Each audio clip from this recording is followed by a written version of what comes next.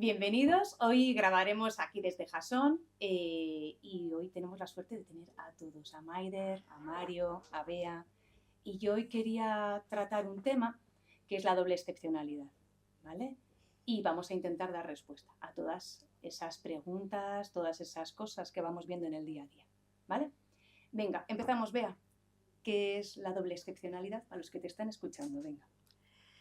Quizá hay muchos perfiles, cuando hablamos de alta capacidad entendemos, y todavía creo que está como muy persistente, que la alta capacidad se asimila a un tipo de pensamiento, a un tipo de inteligencia, ¿no? Pero también es cierto que nos podemos encontrar dentro de los perfiles de alta capacidad, que son unos perfiles muy heterogéneos y que cada vez creo que se están identificando más perfiles de doble excepcionalidad. ¿Qué son un perfil de doble excepcionalidad? Pues cuando conviven una alta capacidad junto con, por ejemplo, un TDAH, con autismo o con, por ejemplo, una dificultad específica en el aprendizaje, como puede ser, por ejemplo, la dislexia. ¿Qué es lo que pasa? Que estamos ante un cerebro neurodivergente que su manera de procesar la información, de canalizar esa información y cómo responder ante esos estímulos es diferente, ¿vale? Entonces, creo que dentro de lo que es un cerebro neurodivergente tenemos que tratar de ver cómo entre ellas también se tratan de compensar, porque claro, a veces puede suponer una dificultad y esa dificultad puede enmascarar la capacidad, puede la capacidad enmascarar esa dificultad y no verla, o compensarse de tal manera que sea un alumno que no destaque ni por la alta capacidad ni por una dificultad, sino que sea un alumno lo que podríamos ver que no necesita nada específico. Entonces ahí donde viene la necesidad de saber identificar y en el momento en el que tengamos unas ciertas dudas, intentar ver si podría convivir una doble excepcionalidad, y eso se puede ver a través de parámetros muy concretos y sobre todo también quizá según la experiencia del evaluador, que tenga experiencia en ver perfiles muy diferentes, muy heterogéneos y dentro de lo que es la alta capacidad con una posible doble excepcionalidad. Vale. Dificultades, Maider, a la hora de evaluar. Casos que ves, que nos pasa a veces y dices, yo creo que hay algo más. Claro, porque como ha dicho Bea, ¿no? A veces se compensan e incluso puede una enmascarar la otra. ¿Qué pasa? Que cuando estamos hablando de una alta capacidad y yo la estoy evaluando, puedo darme cuenta que hay momentos en los que, aunque tenga un buen resultado y vea que está ejecutando la tarea, ¿no? y llegando como casi hasta el final, me puedo dar cuenta que hay momentos en los que igual la atención no está siendo plena o le está costando sostener o al revés, ¿no? La divide demasiado y entra dentro de lo que podemos decir lo normal, pero a mí me da la sensación de que hay algo que me estoy perdiendo por el camino, ¿no? Y luego, bueno, pues puede que cuando analizas los resultados encontremos, por ejemplo, pues una velocidad de procesamiento que es más baja o un razonamiento fluido más bajo y ahí puedo tener pistas. Eh, entonces, yo cuando estoy evaluando, mi dificultad es que si la capacidad es muy alta, eh, queda muy enmascarada la posible dificultad, ¿no? Y lo mismo al revés, porque hay veces que viene alguien que ya tiene una alta capacidad identificada, ¿no? Y los padres me dicen, yo creo que hay algo más, vamos a ver, por ejemplo, vamos a pasar las pruebas de déficit de atención. Yo me pongo a pasar las pruebas de déficit de atención y claro, esas pruebas, digamos que están propuestas para pues, una población y tienen unos tiempos y unos formatos. Y yo cuando estoy pasando la prueba, de alguna manera me doy cuenta que cuando el chaval o la chavala le coge el truco, compensa los errores que empieza a cometer y termina la prueba mejor de lo que había empezado, ¿no? Claro, yo si miro el resultado final, no me va a salir un déficit de atención, pero mi sensación es que hay algo ahí que no estoy terminando de saber medir y que me gustaría tener una prueba que realmente me pudiera dar una información más completa, ¿no? Porque sí que es verdad que su alta capacidad hace que el ajuste necesario para poder ejecutar la prueba en un tiempo, porque claro, tenemos que tener claro cuando, por ejemplo, estamos pasando una prueba de déficit de atención, el estímulo ya está existiendo, que es quiero ejecutar la prueba y quiero hacerlo lo mejor posible y además tengo un tiempo marcado. Si ellos le cogen el truco a medirse con esos parámetros, probablemente tengan un resultado mejor que o sea, mejor me refiero a que no va a dar un déficit de atención que luego en su día a día cuando están en clase o cuando están en otros entornos en los que igual el estímulo no está tan claro y entonces igual esa sobrecarga que hacen, ¿no?, para estar concentrados no aparece y el déficit puede aparecer. Entonces, de alguna manera, cuando estoy evaluando, el resultado es el resultado, pero yo me doy cuenta que en la alta capacidad puede incluso hacer que la dificultad no aparezca en el resultado y yo creo, y digo creo porque no tengo cómo demostrarlo, que en algunos casos sí que existe esa dificultad, solo que yo no he sabido cómo detectarla de una forma, ¿no?, en la que la pueda demostrar. Y también ocurre un poco a la inversa respecto a lo que dice Maider. Igual, si le estoy hablando de alta capacidad, yo estoy percibiendo que tiene una capacidad muy alta, pero el resultado queda sesgado por esa dificultad que está bajando las puntuaciones de ciertas pruebas y donde igual íbamos a obtener un CI final de entre 135 y 140, estoy obteniendo un CI de entre 120 y 125. Y sí, es una capacidad alta, pero yo percibo que debería ser mucho más alta. O sea que ocurre en los dos sentidos, o puede ocurrir en los dos sentidos. Vale. ¿Tú trabajas con adolescentes Sí. con doble excepcionalidad? Algunos hasta varias. Tiene bastantes más.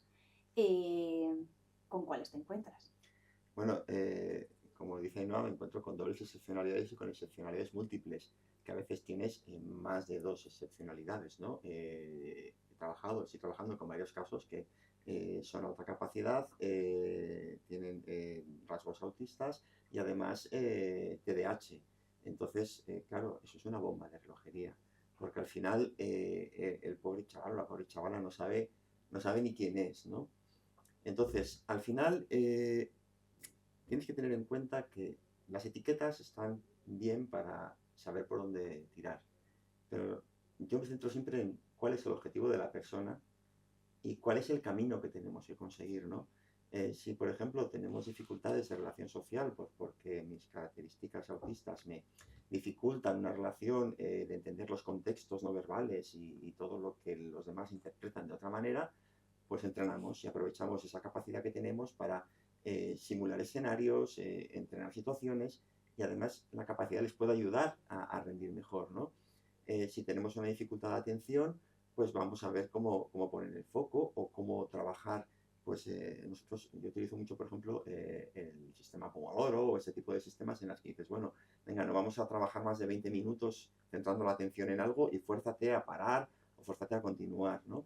Y sobre todo, eh, explicando y trabajando con el chaval que son sus características, que no son ni buenas ni malas, son las que son, que a veces el entorno demanda otra cosa, pero que el problema es del entorno. Que si yo puedo rendir de esta manera y puedo trabajar de esta otra, vamos a adecuar el entorno, adecuar las características a mi situación y entonces las dificultades o desaparecen o merman mucho. Vale. No habéis mencionado dislexia. La También tenemos dislexia. bastantes casos, cada vez más, y se enmascaran.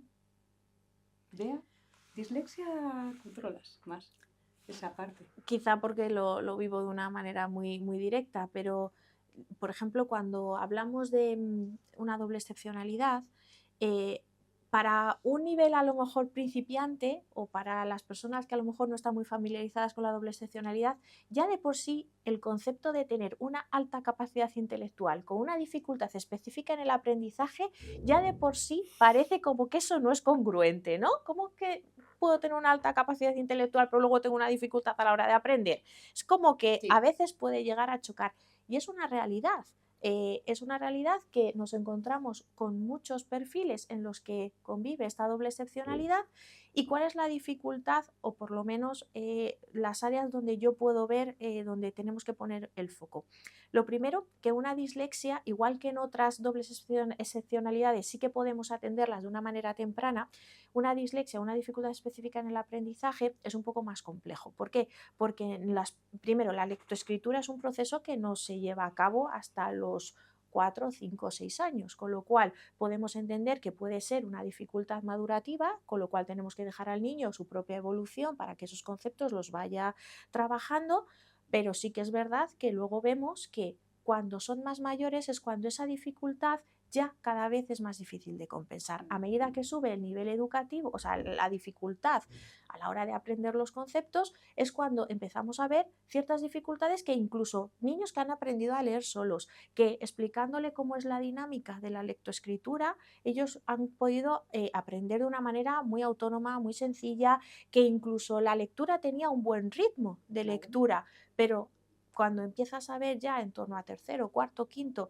que esa capacidad de lectura o ese ritmo se va estancando o que, por ejemplo, se ve muchísimo en los problemas de matemáticas, Vale. de lo que es, por ejemplo, y parece, fíjate, que lo asociamos más a la lectoescritura, pero, por ejemplo, en los problemas de matemáticas, cuando empiezan a aparecer, de lo que ellos leen, lo que es el enunciado del problema, cómo lo interpretan y cómo lo resuelven, y además luego a la hora de saltarse los pasos y a la hora de ser mucho más intuitivos a la hora de dar una respuesta, muchas veces decimos, jolín, ¿qué es lo que ha podido leer para responder esto? Y entonces ahí es cuando te das cuenta que a lo mejor ese problema tú se lo dices oralmente y te da la respuesta, pero en el momento que ella la tiene que leer, encuentra una dificultad en lo que es la comprensión lectora y en la manera luego de resolverlo.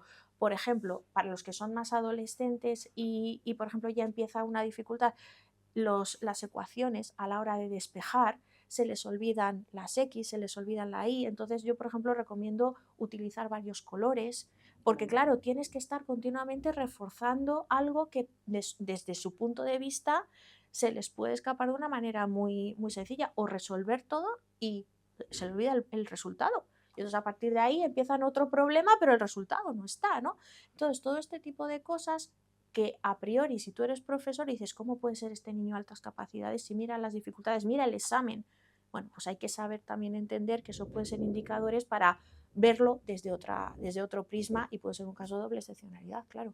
Nosotros al revés, tenemos recientemente un caso de 13 años, ha sido evaluado hace poquito por Maider y ahí detectamos que tenía dislexia. 13 años. Y decía, como es tan inteligente, se ha ido buscando, de alguna forma para mí, se ha ido como buscando la vida, utilizando Claro, sus recursos. Eso es. Pero claro, ha llegado con 13 años con una parte de falta de autoestima, de inseguridad, dolor. Luego también hay otra cosa, que por ejemplo nos centramos muchas veces cuando hablamos de doble excepcionalidad en el dis, ¿no? Lo que le falta, lo que no tiene, cómo compensarlo. Y por ejemplo en un cerebro neurodivergente que pueda tener altas capacidades con dislexia, también tiene unas capacidades visoespaciales, todo lo que es a nivel de construcción, de visualización de espacios, de 3D, de construcción, todo eso son el diseño gráfico, por ejemplo, también son potencialidades que ellos tienen y que también es bueno que los conozcan porque ahí son especialmente brillantes, ¿no? Entonces no es todo lo que les falta, sino también ellos hacerles conscientes de lo que sí tienen para decir, oye, si esta es tu fortaleza, vamos por ahí. Aparte de trabajar las dificultades que están, pero vamos también a trabajar en lo que tú te sientes fuerte. ¿Por qué? Porque eso va directamente a su autoestima. En el momento que tú te falla la mano y te falla el ojo, pierdes la confianza en ti mismo, mientras que si tú sabes que hay otras funciones que sabes hacer bien, entonces ahí es donde dices, espera, que esto se puede hacer también de otra manera. Para que estemos atentos, porque al final sí estamos viendo, vamos detectando y ya en una edad ya bastante avanzada, en mi opinión, ¿vale? Al hilo de lo que dice Bea, quiero hacer un llamamiento a la importancia de la evaluación y de identificación de las excepcionalidades que pueda tener un niño o una niña, porque muchas veces tenemos miedo a la etiqueta, ¿no? Pero es la base para poder acompañar y actuar. Igual que es importante saber que una persona es intolerante al gluten para poder dar una alimentación adecuada y que no le dañe, pues es importante saber qué dificultades nos podemos encontrar y cómo somos para poder acompañarnos y que al final con o sin etiquetas somos la misma persona, todos tenemos unas características especiales, pero si yo no sé qué número de pie calzo, va a ser más complicado acertar con qué zapatilla me queda bien. Entonces se trata de eso y nada más. Tema sensorial. Este está siendo también últimamente un tema recurrente en nuestras vidas. Actualmente, cuando hacéis la evaluación, Maider, cuando hacéis la evaluación también evaluáis la parte sensorial. Para mí fue un gran descubrimiento. La verdad que hace muchos años evaluaba y la parte sensorial, pues para mí era desconocida, digamos que la sentía o la vivía, pero no era consciente, ¿no?, de que era algo que podíamos evaluar.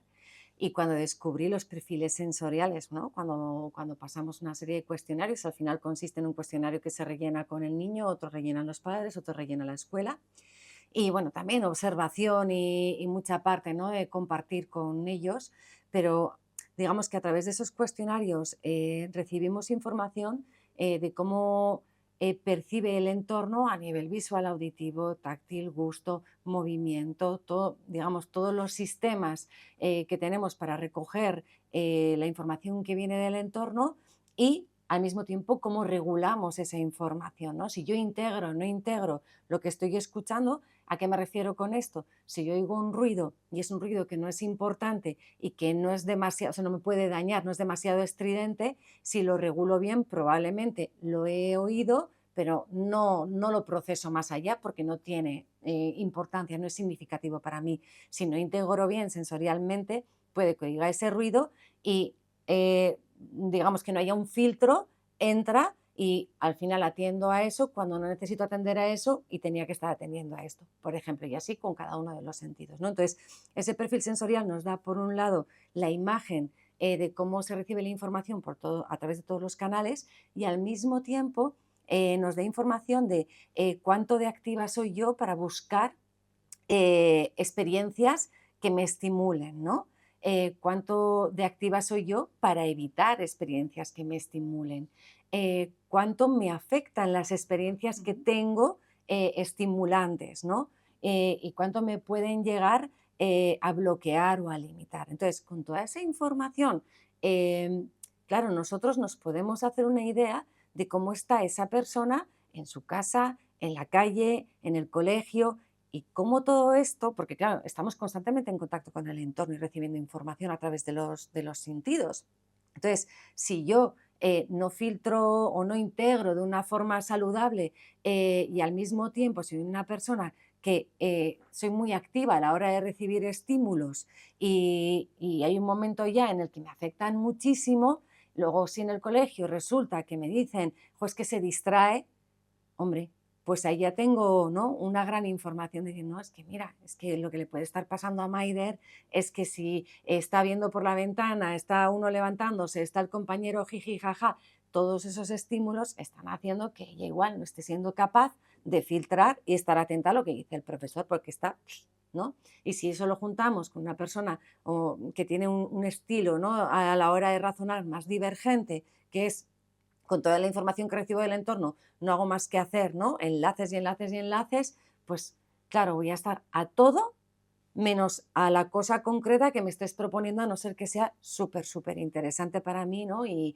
algo que conecte con, bueno, pues con una pasión mía, ¿vale? Entonces, digamos que a través del perfil sensorial recibimos mucha información que tiene que ver con cómo estamos a la hora de aprender, a la hora de concentrarnos y a la hora de relacionarnos con el entorno. Añadido a eso, tenemos todo lo que conlleva la saturación a nivel emocional, porque si decimos que con las altas capacidades la intensidad emocional es casi como inseparable, ¿no? Si ahora estamos diciendo que yo soy súper receptiva a todos los estímulos del entorno y que además la capacidad de filtrar, de integrar esa información de una forma saludable todavía no la he sabido desarrollar o por lo que sea no me han enseñado, bueno, o todavía no tengo esas competencias, estamos diciendo que va a generar un montón de emociones, de sensaciones en mí que, si encima soy intensa, me van a desbordar, ¿no? Entonces es muy importante para mí, a la hora de evaluar, bueno, que metamos, ¿no?, los perfiles sensoriales, porque para mí me dan una información increíble. Y sí, es necesario identificar cómo funciona a nivel cognitivo, cómo razona, cómo aprende. Es necesario identificar posibles dificultades, ¿no?, que estén conviviendo con esa alta capacidad. Es esencial identificar cómo procesa esa información sensorial y cómo puede estar afectando, porque Yo además a los padres les suelo decir, cuando identifico un desorden de procesamiento sensorial, ¿no? Es decir, bueno, todo lo que he explicado, cuando no hay una integración saludable, eh, yo les digo, vamos a empezar por aquí. O sea, no vamos a empezar ni por técnicas de estudio, ni por herramientas para poder hacer que la atención mejore, ni por un enriquecimiento en el aula.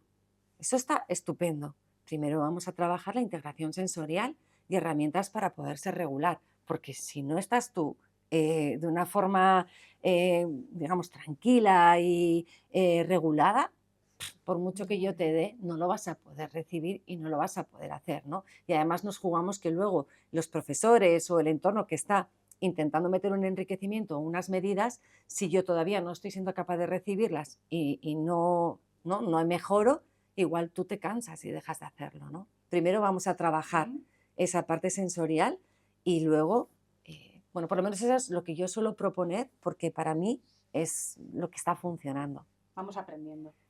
Has mencionado el desorden del procesamiento sensorial, ¿vale? Sí. ¿Cómo hemos percibido en las aulas que había algo más y hemos aprendido que era un desorden del procesamiento sensorial? Sí. ¿Qué características veíais en el aula, en las aulas, ¿vale? ¿Qué es lo que más os llamaba la atención que decías? Aquí hay algo más y descubrimos que había esa característica. Por ejemplo... Yo diría que cuando tienes un desorden de procesamiento sensorial, yo pongo un ejemplo. ¿Te molesta, por ejemplo? Yo necesito que la gente entienda. Yo pongo un ejemplo que es muy gráfico, que es el conductor Nobel, que sabe conducir, que conoce el código, que sabe manejar el coche, pero de buenas a primeras se ve en la M30 de Madrid, en hora punta, con mal tiempo, con poca visibilidad y tiene que entrar a una carretera que no conoce siguiendo el GPS. Esa persona, en teoría, sabe hacerlo todo, pero si encima tiene un copiloto que le está dando instrucciones constantemente, mete quinta, reduce, frena, cuidado, no sé qué, no es capaz de escuchar, no es capaz de procesar todo lo que le rodea y posiblemente igual se baja del coche, deja el coche en la mitad de la M30 con un ataque de nervios, ¿no?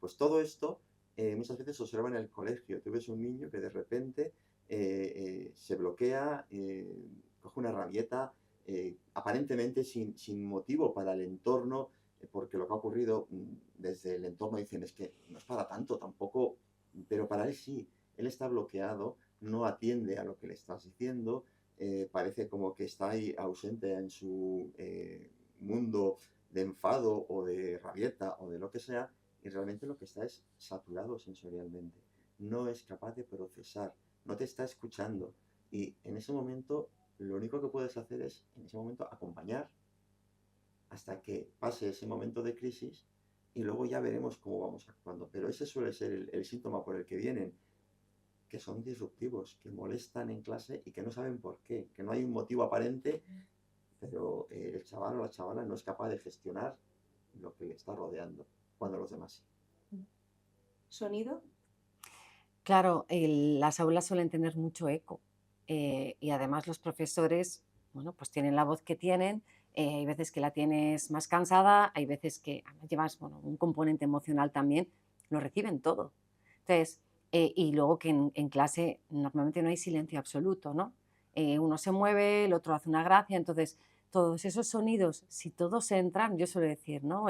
Si tienes una carretera que está sonando de fondo, el ordenador que hace crrr, una lucecilla que aunque no te moleste la luz, pero oye ese clic, clic, clic, clic. Además alguien a tu lado está... Si no eres capaz de filtrar todo eso, o sea, hay un momento en el que te saldría a decir, ¡guau!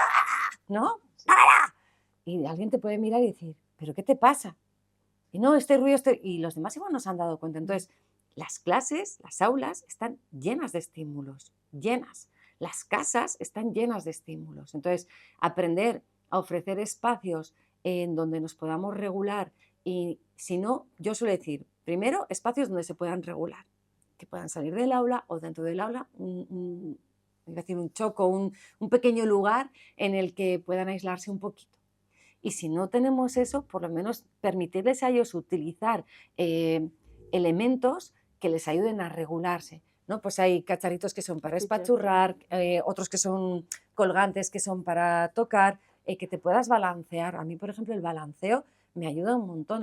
Dice, no, es que no para en la silla. Le digo, es que igual necesita moverse. ¿Se te ha ocurrido en vez de decirle para, decirle muévete de esta manera? O sea, ¿sabes? Vamos a buscar cómo... Es que tendemos a regularnos de una forma natural, solo que si nos limitan todo, te cojo el boli y lo mordisqueo, no, no muerdas el boli, le quito y le pongo el tapón, no, no enredes, me pongo a dibujar, no se puede dibujar, hago con... Si cada cosa que hago para intentar regularme tú me la quitas, yo hay un momento en el que no sé, me va a dar un tic o voy a acabar explotando, ¿no? Entonces, bueno, no sé si Sí, estaba sí, respondiendo sí. exactamente, pero va un poco por ahí, ¿no? Auditivamente hablando, si recibo muchos estímulos, tendré que buscar la manera de regularme. Una también puede ser, me tapo un poco los oídos, que bueno, yo no espero no ser la única persona que lo hace, pero hay determinados momentos que estoy por ejemplo, en una cena con mis amigos, tan contenta, y yo noto que hay muchos ruidos, clink, clac, el uno cocina y tal, y yo no voy a decir callaros, no voy a decir parar, ¿no? Porque sé que soy yo la que estoy cansada, ¿no? Y ya necesito, pero bueno, me pongo así, pongo una manita aquí y otra aquí, los dedos, tapo el oído desde fuera, escucho pero menos. Por ejemplo, enseñarles pequeñas formas, ¿no? En las que ellos puedan regularse y los adultos que les acompañamos, conocerlas y lo que ha dicho Mario, validarlas ¿no? Por eso quería que os escucharan. Y sobre Sí, todo, sí. el momento de crisis nunca es el momento de razonar. El momento de crisis es el momento de acompañar, porque en ese momento no escuchan y lo único que podemos hacer es que sepan que no están solos. O en restaurantes también. Restaurantes, comidas Es que familiares, comida de crisis navidades. puede ser cualquiera. Habéis visto los tres a la vez, Sí. habéis saltado, ¿eh? Sí. A mí no nos afecta, ¿eh? No. Cuando levantan, empiezan todos como hay como mucho alboroto, es como ya empezamos a poner una cara extraña. Y es que yo creo que una sensación que también ellos, quizá poniéndome en el punto de vista de un niño, muchos de ellos no lo conocen. Todos piensan que todos escuchamos igual. Entonces, claro, les es muy difícil pensar que si yo estoy escuchando la electricidad, si yo escucho la sangre, yo me noto, o sea, cómo me fluye.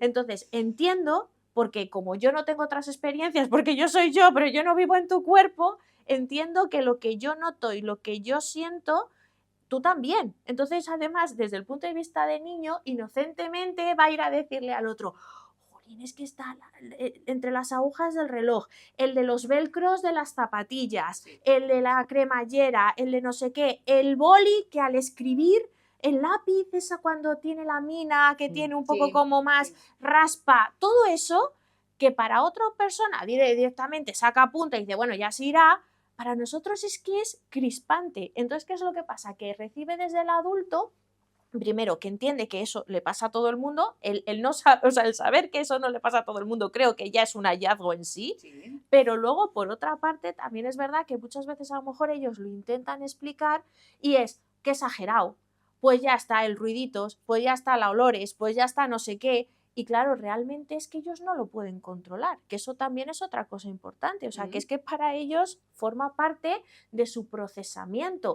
Otra cosa que se puede intentar, como decía Maider, es antes de que tú preveas que te vas a desbordar, una parte importante también es saber cuáles son los elementos que a ti te hacen desbordarte, porque después de cada desborde o después de cada crisis, el problema es que el niño se agota, se cansa y todo, claro, todo lo que está integrando al final le acaba bloqueando, ¿no? Entonces, es importante identificar cuáles son esos puntos, esos estresores que a ti te van a generar y antes de que explotes, si ya puedes ir conociéndolos, te puedes anticipar y evitar crisis, que a veces es imposible, pero si con eso consigues que luego tú, claro, todo tu sistema nervioso luego se tiene que volver a regular, es un esfuerzo extra, ¿no? Sí.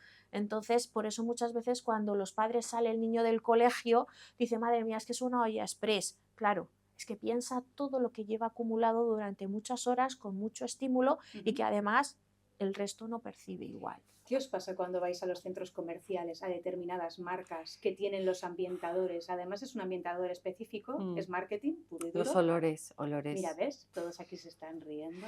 Yo además, yo suelo decir, o sea, ya, pero tú te llevas al niño contigo. Yo voy por cualquier centro comercial y empiezo a oler que viene de aquí un olor, que viene aquí el otro. personalmente digo, ya es que no puedo, o sea, hay un momento en el que no aguanto más. Con los niños es así, pero exagerado, porque claro, de alguna manera yo puedo ser sutil, me molesta y busco mi espacio, ¿no? Pues para salir y Sí. regularme. El niño, pues, empieza a decir, qué asco, son bastante, digamos, en su forma de expresarse, duros, y al mismo tiempo rechazan mucho los centros comerciales, ¿no? O sea, yo decir voy a ir a un centro comercial a comprar y nos vamos a pasar la tarde ahí, para ellos es un castigo. Hay mucha gente, hay muchos ruidos, hay muchos olores, hay muchos estímulos visuales, es una tortura. O sea, yo entro al centro comercial y me quiero ir. Entro, hago lo que tengo que hacer y me voy. Eso de voy a pasar la tarde aquí entera a ver qué encuentro, ¿por qué? ¿No? Pero es porque hay una sobreestimulación.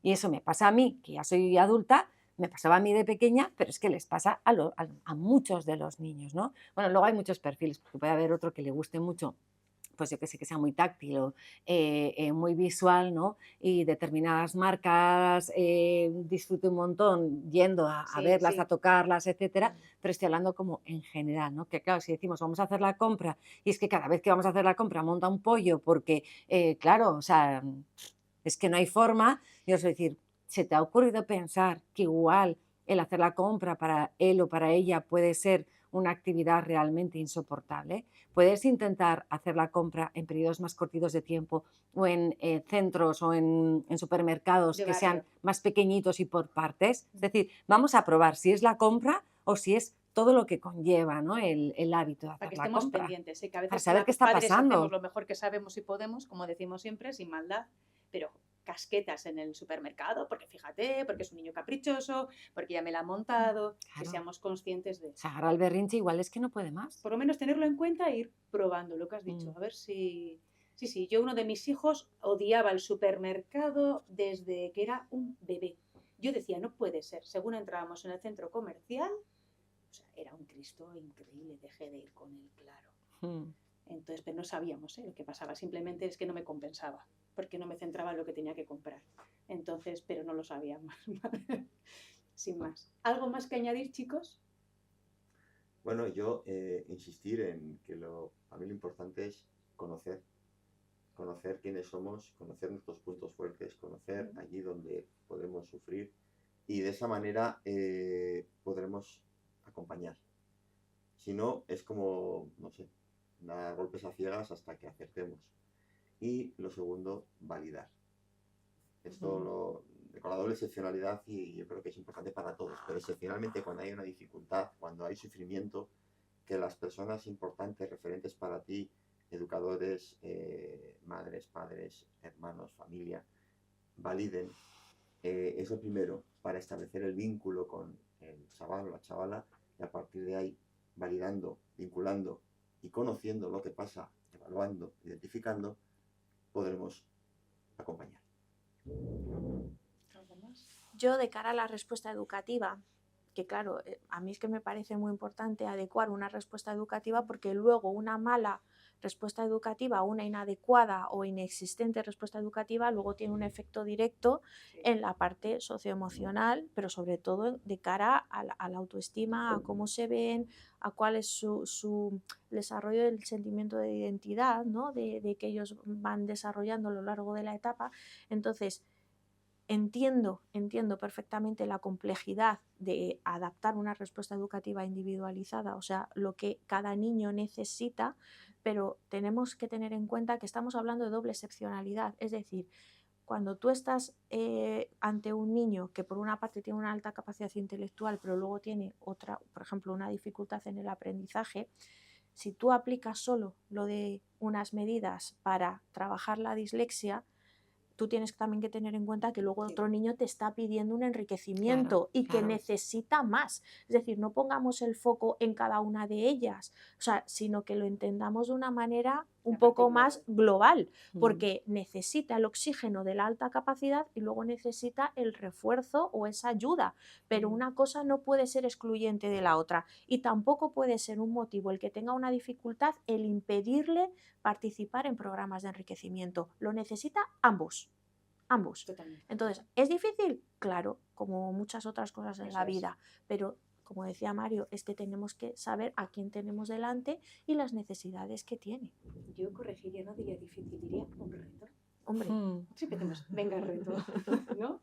Y seguimos aprendiendo y no lo veo como dificultad, veo como un reto. Yo Es creo que están las cosas difíciles o complicadas y luego están las cosas aburridas. Eso Eso es. Yo lo veo así. Sí. Es una opinión personal, ¿eh? Sí, Pero sí. yo lo veo así. Para mí suelen ser retos. Pues nada, ¿algo más que añadir, chicos? A mí, mientras estabais hablando, bueno, me acuerdo de diferentes personas, ¿no? Que a veces se centran mucho en la etiqueta, ¿no? O en la Sí. evaluación, en un resultado. Y como yo he hablado de la dificultad a la hora de evaluar, pues añadir que no le demos, o sea, tiene un valor, es importante, por supuesto, el resultado. Al mismo tiempo, puede que no salga claramente una doble excepcionalidad, puede que hayamos visto indicadores bueno, que muestran, ¿no?, cierta simpatía, sintonía con esa doble excepcionalidad, pero igual no lo suficientes como para poderla ¿no?, constatar. Entonces, para mí es importante que cuando vayamos a poner medidas o cuando vayamos a acompañar, no nos centremos solo en el resultado final, sí o no es, no.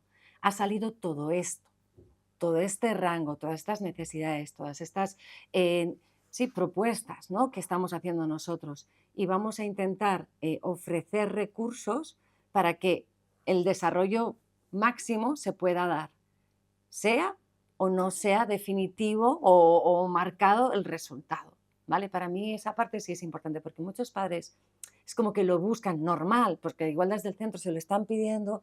Muchos profesores también me preguntan, ¿no? Pero, ¿y si ha salido que no sé qué? Eso no es. Digo, jo, no es tan fácil. Yo que me veo en ese lado de evaluar, no es tan fácil, porque a veces no ha salido, pero hay muchas necesidades que yo estoy identificando, ¿no? Y entonces, para mí, cuando hacemos un informe, leer todas esas recomendaciones, aunque no haya salido, por ejemplo, déficit de atención, si yo a nivel ejecutivo veo que hay, bueno, algunos puntitos que hay que trabajar, sobre todo porque es una persona que funciona muy rápido y se salta pasos y, bueno, puede necesitar, yo ya voy a proponer ese trabajo a nivel ejecutivo.